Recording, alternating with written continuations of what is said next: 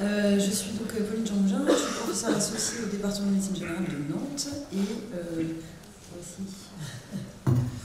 Jocelyn Lebel, médecin généraliste comme vous et maître de conférence d'université à l'université Paris-Cité.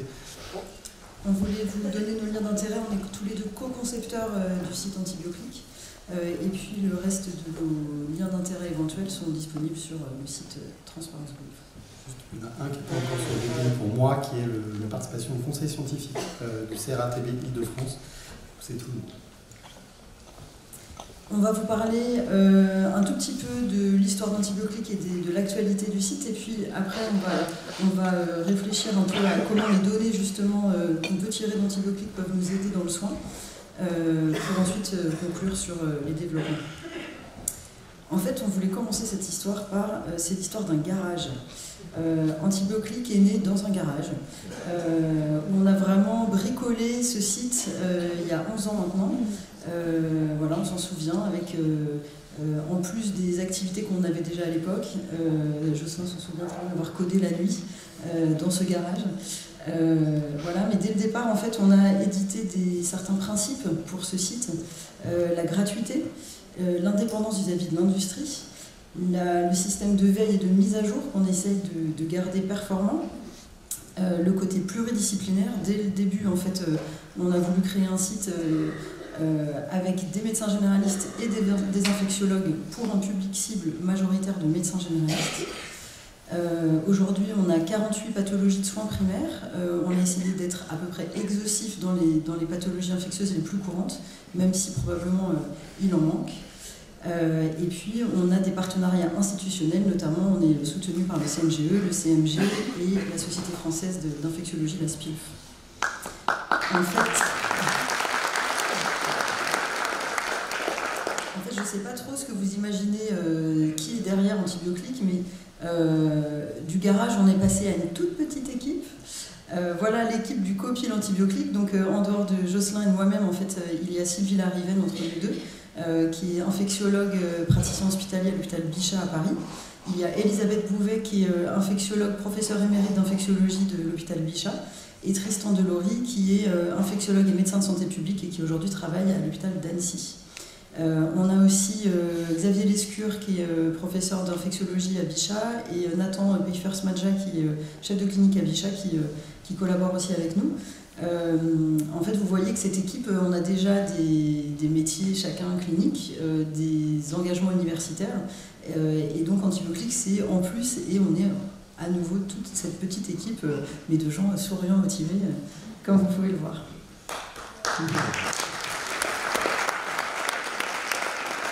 Alors, on vous a demandé de vous inscrire en 2022. Peut-être que ça a créé beaucoup de questions chez certains d'entre vous en se demandant mais pourquoi on vous embête à vous demander de vous inscrire. Et en fait, c'est vraiment tout l'intitulé de cette plénière aujourd'hui. C'est qu'avant, vous ne connaissez pas. On pouvait suivre à peu près l'audience des utilisateurs sur des sites de suivi d'audience sur Internet. Au départ Google Analytics, et puis on a voulu être un peu plus propre, et du coup on a une solution indépendante des GAFAM qui s'appelle Plausible. Mais donc on avait une idée à peu près du nombre de connexions par jour, mais on ne savait pas exactement le nombre de gens qui fréquentaient le site, ni qui vous étiez. Et donc aujourd'hui, grâce... Et c'était aussi l'occasion de se mettre totalement aux normes de la RGPD, et donc en fait on a fait d'une pierre deux coups. D'une part, on a fait en sorte de pouvoir savoir qui était l'utilisateur d'Antibioclique, et de se mettre totalement aux normes. Et donc avec tout ça, aujourd'hui, on sait que là, ce sont les chiffres de début décembre, vous êtes plus de 65 000 inscrits sur la plateforme, ce qu'on n'imaginait pas en fait. On avait des données d'audience qui étaient à peu près à 10-13 000 personnes par jour, donc on imaginait que vous seriez à peu près 20 000 à vous inscrire, et puis on a explosé les scores, donc rien que ça, c'est un intérêt majeur pour nous. Et puis du coup, on peut savoir qui vous êtes. Donc sur les 65 000, il y a plus de 52 000 médecins. Il y a quand même 3200 pharmaciens, 2100 sages-femmes, il y a des étudiants en médecine et en pharmacie, et puis il y a un petit peu d'autres profils. Vous pouvez voir que les usagers sont très très peu nombreux. C'est normal, ce n'était pas notre cible du tout. On n'a pas développé ni de communication ni d'action vis-à-vis du grand public dès le départ. Aujourd'hui, par exemple, il y a le site Antibiomalin du ministère de la Santé qui est fait pour les patients. En tout cas, nous, c'était vraiment pas notre objectif. Merci beaucoup d'avoir joué le jeu. C'est ça. En fait, sur les 52 737 médecins, on est content parce que c'est des médecins généralistes pour plus de 83%. Donc la cible est remplie. Dans les médecins généralistes ici, il y a les médecins généralistes et puis il y a probablement des internes de médecine générale qui sont répartis entre les étudiants et les médecins d'ici. Et puis on a d'autres spécialités, médecine d'urgence, un tout petit peu de pédiatrie, de gériatrie. Donc ça aussi c'est intéressant parce que c'est des publics sur lesquels on pourrait travailler. Et puis vous pouvez voir que par contre la moyenne des utilisateurs d'antibiotiques n'est pas tout à fait représentative des médecins généralistes de France, avec une moyenne d'âge de 37 ans, donc vraiment très jeune, une majorité de femmes. Les utilisateurs exercent en ville versus un exercice hospitalier, donc ça c'était la cible. Et puis vous êtes quand même plus d'un tiers à encadrer des étudiants. Donc, et puis on vous avait posé la question de savoir si vous étiez d'accord pour participer à des projets de recherche autres que l'exploitation des données liées au RGPD et au formulaire d'inscription. Et en fait, vous êtes plus d'un sur deux à dire que vous êtes d'accord pour participer à des projets de recherche. Donc là, on voit bien que sur 52 000 médecins, 44 000 généralistes, tout d'un coup, 1 sur 2 qui veut bien faire des projets de recherche. Hier, David Darmon parlait de la mine d'or sur laquelle on est assis, sur des données de santé, de médecine générale, de consultation. Bah, là, c'est un exemple bien concret de ce qu'on peut imaginer de faire avec cette base. Alors depuis 2017, en fait, on a essayé de faire évoluer le site dans le cadre de collaboration avec différentes régions. Donc, il y a 4 régions pilotes pour lesquelles on a pu expérimenter des nouveaux outils. L'Île-de-France, Pays de Loire, Grand Est et Auvergne-Rhône-Alpes. On a essayé l'un des premiers outils qu'on a développé, c'est une aide avancée en fait à la prescription des infections urinaires. L'idée c'était les recommandations des infections urinaires, elles sont assez complexes pour un médecin généraliste globalement, et puis elles sont parfois discutables, mais au moins très complexes. Et en pratique, l'idée c'était qu'on puisse proposer une antibiothérapie ciblée. Et donc en fait, on a proposé aux utilisateurs, lorsqu'ils avaient des données en tout cas d'antibiogramme, ou de CBU, de pouvoir rentrer les résistances de manière à ce qu'on leur fasse une proposition d'une antibiothérapie qui était celle de première ligne. Donc ça, c'était un élément de pouvoir faciliter encore une fois le choix de la prescription antibiotique. On a essayé de mettre en avant l'ordonnance de non-prescription d'antibiotiques de l'assurance maladie, puisqu'on sait qu'un des défauts des outils comme Antibiotics, c'est lorsque l'outil propose de ne rien faire. Généralement, c'est là où l'utilisateur suit moins la recommandation, parce qu'il aimerait bien qu'on lui fasse une proposition. Et donc, on a décidé de lui faire une proposition alternative qui était de dire utilisez cette ordonnance de non-prescription que vous pouvez remettre à l'usager, au patient, en expliquant pourquoi vous justifiez de ne pas mettre d'antibiotiques sur cette bronchite ou cette rhinopharyngite. Et puis un autre outil, en fait, l'intérêt de pouvoir identifier l'utilisateur maintenant, c'est de pouvoir géolocaliser l'utilisateur et lui proposer l'infectiologue référent de son territoire avec ses coordonnées. Antibiotics, c'est très utile pour la première ligne, mais il arrive parfois qu'on ait besoin d'un avis de deuxième ligne. Et donc l'idée, c'était de pouvoir accéder à un infectiologue référent facilement et l'infectiologue de son territoire encore plus. Et puis finalement, un autre intérêt en fait, qu'on a vu, ça c'était plutôt le côté un peu chercheur, c'est de se dire, probablement maintenant qu'on a récupéré des données en fait, concernant des CBU de ville, il serait peut-être utile de regarder si ces données, c'est des données qui sont pertinentes, comparables aux données de la littérature. Et donc là, on s'est dit, mais peut-être qu'Antibiotics, finalement, ça peut aussi être un outil de surveillance de l'antibiorésistance, en tout cas de l'antibiorésistance qu'on peut identifier en ville. Et donc finalement, les seules explorations qu'on utilise en ville, c'est principalement l'antibiogramme. Et donc ça a donné lieu à une publication. Donc c'est Tristan Delory, un membre du comité de pilotage, qui est le premier auteur de ce papier, qui a été publié l'année dernière dans le journal of antimicrobial chémothérapie, où on a comparé finalement les données que pouvait recueillir Antibiotics sur l'antibiorésistance dans les infections urinaires aux 2 principaux réseaux qui existent actuellement. Donc il y a un réseau issu de l'émission SPARES, qui est une mission nationale, qui sont des données hospitalières, qui sont colligées dans un réseau national qui s'appelle ERSNet. Et puis il y a une mission nationale en France qui récupère des données laboratoires de ville qui s'appelle PRIM.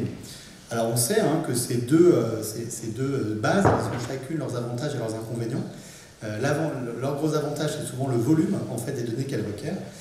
Pour autant, on sait que probablement lorsqu'on récupère des données de laboratoires hospitaliers, on est sur une population un peu plus spécifique, avec des populations avec des pathologies plus graves, plus sévères, et donc possiblement avec une surestimation de la résistance par rapport aux données de ville.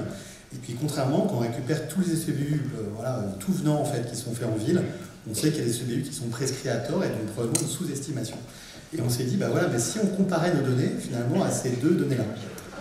Et donc c'est ce qu'on a fait.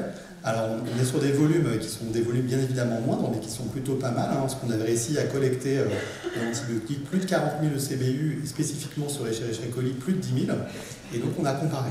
Et ce qu'on voit, c'est que finalement, sur la question de la résistance des Escherichia coli à l'amoxicilline, on a des données qui montrent une résistance inférieure et statistiquement inférieure à Metcal et ERSnet. Par contre, pour ce qui est de la résistance au fluoroquinolone, eh bien là, on a des données de résistance qui sont supérieures. Et donc c'est assez intéressant finalement de se dire, voilà, est-ce que Antibioclick ne pourrait pas contribuer à alimenter finalement avec des données qui sont des données de médecins généralistes, et puis avec un gros avantage qui est que, contrairement à ces autres outils, eh bien nous on a aussi l'indication, c'est-à-dire qu'en fait on sait pourquoi le médecin a rentré finalement le données d'antibiogramme. Et donc là, ça nous a permis de se rendre compte que, sur ce qui est entouré en rouge, dans le cadre des pyélonéphrite compliquées ou des infections urinaires masculines, on avait des résistances au fluoroquinolone qui étaient très supérieures, finalement, aux données qui étaient celles de Primo et de ERSnet, parce que là encore, on a pu cibler sur ces deux pathologies-là et on a l'indication. Une autre option, une autre perspective de recherche, c'est qu'en fait, avec les données qu'on a depuis plusieurs années, on peut imaginer qu'il y a parfois une saisonnalité sur les requêtes que vous pouvez faire sur le site. Et en fait, on pourrait très bien imaginer qu'une des pistes de recherche serait de travailler sur une surveillance épidémiologique de certains événements. Ici, par exemple, on voit très bien qu'on a l'impression que pour l'ensemble des pathologies cutanées, on a vraiment l'impression qu'il y a quelque chose qui se répète au fur et à mesure du temps. Donc ça aussi, c'est encore une piste à explorer. Et puis on s'est posé la question de savoir si Antibioclick pouvait être un outil d'amélioration des connaissances. En fait, lorsqu'on a lancé l'inscription, on s'est dit, voilà, en fait, on va peut-être réutiliser des petites vignettes cliniques. Antibioclick avait, dans le cadre d'un partenariat avec l'ARS Île-de-France, on avait fait des formations Antibioclick. Alors, c'était un peu un pari, parce que c'était des formations qui n'étaient pas indemnisées par la médecine. On leur offrait à déjeuner, mais on ne les indemnisait pas. Et tout ça a été financé par l'ARS Île-de-France sans aucun partenariat industriel, bien évidemment. Et on avait construit des vignettes cliniques, alors des vignettes cliniques qui étaient un peu complexes. Hein. L'idée, c'était pas forcément juste une question d'antibiothérapie, mais des situations où on sait qu'on peut être parfois en difficulté en médecine de ville. Donc on a retransformé ces vignettes cliniques et on les a proposées finalement au moment de l'inscription, en disant ce que vous accepteriez de participer à ces vignettes cliniques. L'idée étant pour nous de voir plusieurs choses. D'une part, de voir éventuellement les pathologies sur lesquelles on voit que les médecins sont plus ou moins performants. Et donc c'était 3 vignettes cliniques, 12 questions, ça allait assez vite. Finalement, il y a 15 400 personnes, un peu plus de 15 400 personnes qui ont répondu, et on a pu analyser 10 700 répondeurs. Et alors, ce qui est assez intéressant sur ces données-là, c'est qu'on a pu identifier plusieurs situations.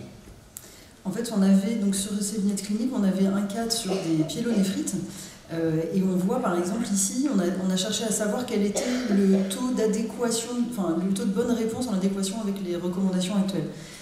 Sur l'antibiothérapie probabiliste dans une pyélonéphrite non compliquée, le taux d'adéquation aux recommandations était plutôt pas très bon, 41%. Il était bien meilleur sur une infection virale ORL bien connue en ce moment. Il était bien meilleur aussi sur une autre pathologie virale qui ne nécessitait pas l'antibiothérapie, alors que dans le cas clinique, en fait, on mettait vraiment des éléments de fragilité, on mettait vraiment des éléments qu'on a tirés des études paires, où le patient revenait, redemandait des antibiotiques, etc. Et donc, vous tenez bon pour ces pathologies-là. L'adéquation était assez bonne aussi sur l'otite moyenne aiguë. Par contre, elle était médiocre aussi sur la BPCO, et c'est pareil dans la BPCO. En fait, on avait vraiment voulu mettre un patient qui faisait fragile, et dès que, en fait, il y a des situations qui montrent une fragilité, en fait, tout d'un coup, on sait plus trop quoi faire. Et puis, en fait, ce que nous, on conclut aussi de ça, c'est que quand les recommandations sont écrites de façon un peu compliquée, quand les situations sont compliquées ou quand les recommandations sont un peu loin de notre pratique clinique, notamment sur la pyélonéphrite, notamment sur la BPCO, et ben du coup c'est compliqué de garder ces recommandations, de les retenir et de les appliquer surtout.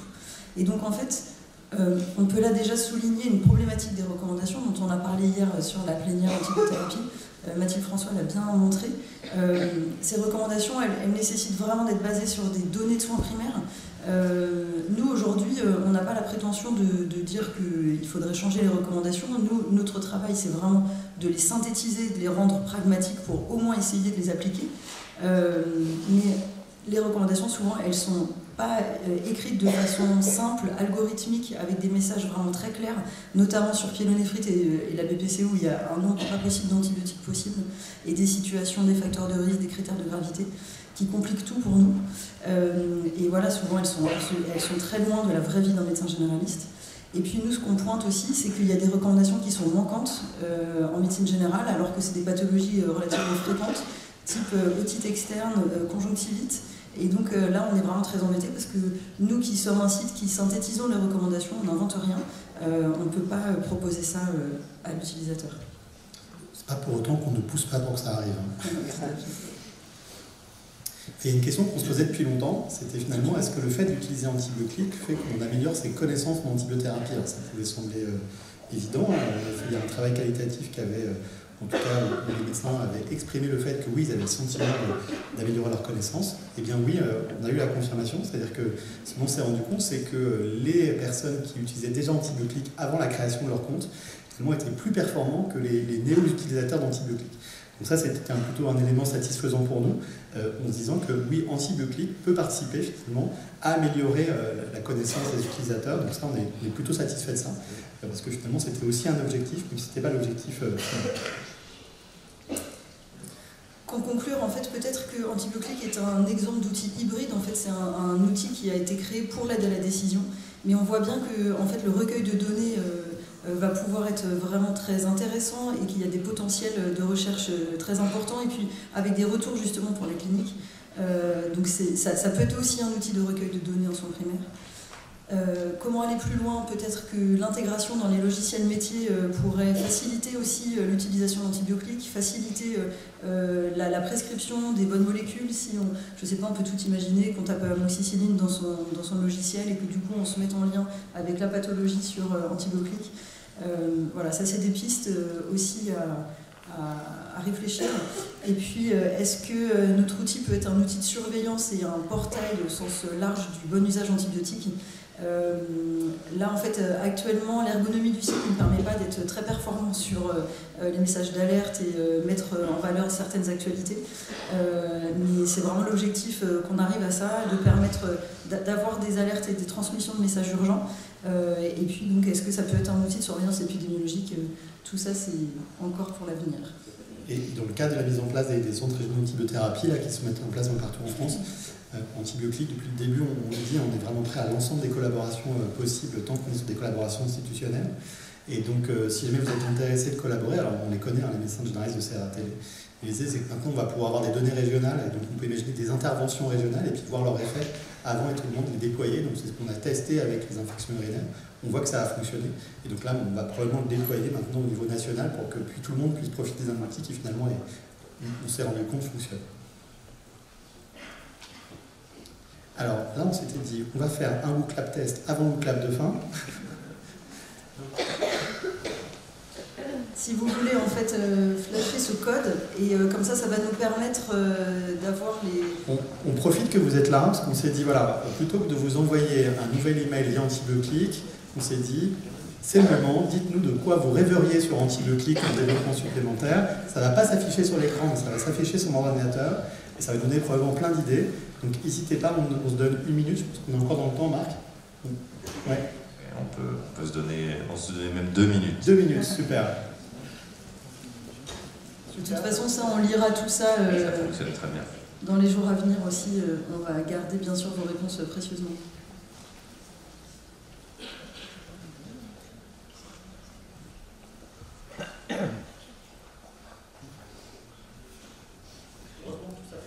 Oui, tout s'affiche. Je dis quand même à la personne qui a mentionné du cashback sur Antibioclick, je crois que mes collègues...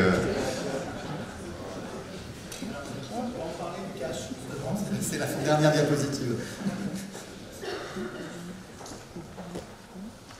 Alors, pour conclure, on va garder l'histoire du garage, parce que, en fait, vous connaissez sûrement plein de ces firmes, ces licornes qui sont devenues des géants mondiaux, qui ont aussi commencé dans un garage. Donc, ça peut augurer du meilleur pour la suite. On est entre nous. Bon, nous, on en est encore là. C'est-à-dire qu'on est encore à la phase artisanale. On est indépendant de l'industrie pharmaceutique et on y tient. Totalement ravis. Il est hors de question qu'on revienne sur ce paradigme totalement indépendant. On ne serait pas contre quelques liens d'intérêt avec des institutions publiques. Voilà. Donc si elles nous entendent... C'est un appel ce jour. Voilà. Globalement, je pense qu'aujourd'hui, en tout cas, si on veut aller plus loin dans le développement d'Antibiocric, il va falloir qu'à un moment, il y ait un soutien institutionnel de façon un peu pérenne. Maintenant, globalement, pour vous sachiez comment ça fonctionne, dès qu'on voit un appel d'offres ou en tout cas un appel à manifestation qui rentre un peu dans notre cadre, on se jette dessus et donc on répond à cet appel à projet et donc on fait des projets qui rentrent à peu près dans la case et qui permettent de financer un peu de développement informatique, qui permettent de financer la veille assurée par Pauline, etc. Mais sinon, en tout cas, c'est totalement bénévole pour quasiment l'ensemble du comité de pilotage. Et donc ça, c'est un vrai enjeu. Et il y a des choses où l'informaticien, il ne va pas travailler bénévolement. Et donc c'est pour ça qu'on a vraiment besoin de ce soutien institutionnel. Donc si par hasard, il y en avait dans la salle qui nous entendent, et sinon, si par hasard, vous voulez dire à quelqu'un que vous rencontrez de je ne sais quelle institution publique, vous savez, moi je pense qu'Antibiocric, il faut le soutenir, n'hésitez pas.